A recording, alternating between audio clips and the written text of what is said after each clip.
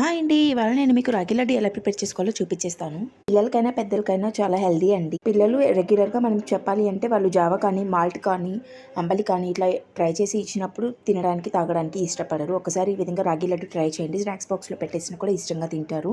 దీనివల్ల మనకి iron calcium పిల్లలకి మంచిగా వర్క్ అవుతుంది. మీ హెల్త్ బెనిఫిట్స్ ఉన్న రాగి లడ్డుని పిల్లలకి డైట్లో ఇంక్లూడ్ చేయడానికి ట్రై చేయండి. ముందుగా 3 కప్స్ బెల్లం తీసుకొని ఒక స్టవ్ పైన వాటర్ వేసేసుకొని కరిగించుకోవాలండి. తర్వాత ఒక ప్యాన్ పెట్టేసుకొని మరో స్టవ్ పైన నెయ్యిని వేసుకొని నెయ్యి కరిగాక రాగి పిండి వేసేసుకొని ఫ్రై చేసుకోవాలి లో ఫ్లేమ్లోని. దగ్గరే ఉండి ఫ్రై చేసుకోవాలి మంచి అరోమా రిలీజ్ అయ్యేంత వరకు, లేదంటే మనకి అడుగంటేస్తుంది.